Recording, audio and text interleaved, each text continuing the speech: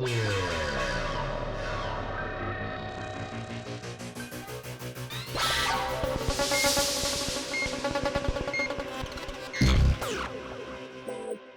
I'm Ryan Parks, and you're watching my tutorial series about using your Misa Kitara in Ableton Live. In this video, we're going to go over Ableton's instrument rack and how it can be used to provide interchangeability to your workflow.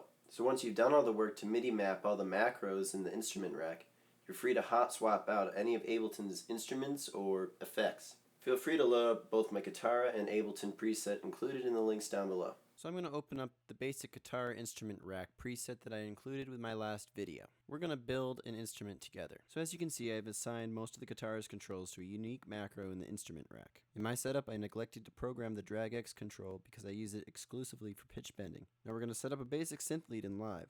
We're going to go to Instruments, Analog, and I'm going to pick a synth lead preset here. For this tutorial, let's use Square One Pure Nasal Lead.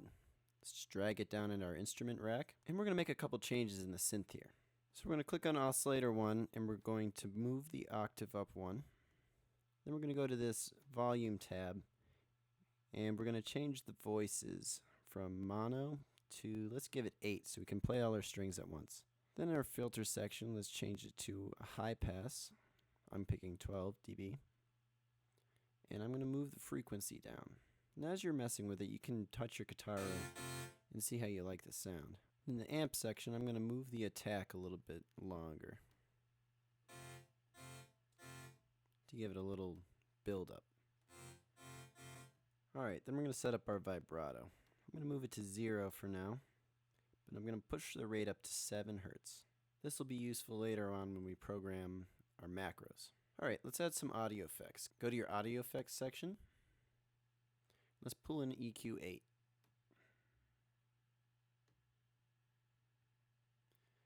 In the EQ8s, what I do is I'll pick the 6th band and change it to a low pass filter and move it up to the top so it's not doing anything right now. I'm also going to pull in a ping pong delay.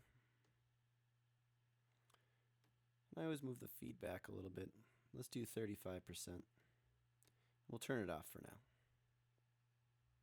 And just for fun, we'll pull in a redux. Next, we're going to program our macros. I'm going to set touch X and Y to control the frequency and resonance on the filter. So let's start with touch X.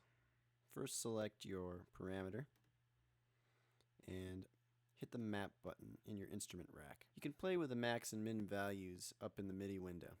I'm going to move this down to about 2.4. Next, I'm going to do the resonance to touch Y, and I'm going to make that a much narrower range of values. Alright, for ball X, I'm going to map it to our EQ8.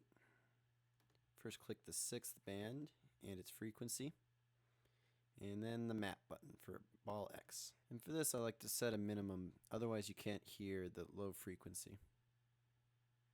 For ball Y, I'm going to put it on the dry-wet control on the ping pong.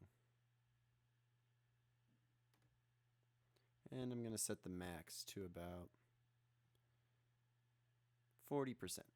For drag Y, I always set to the vibrato. Your rate will stay constant, and the percentage you hear the vibrato will change as you use drag Y. And lastly, drag Y inverse, we're going to set on the redux. On the down sample, leave it set to hard. Let's map that to the drag Y inverse. On this, you're definitely going to set some limits. The max is pretty extreme, so I'm going to move it down to about 50.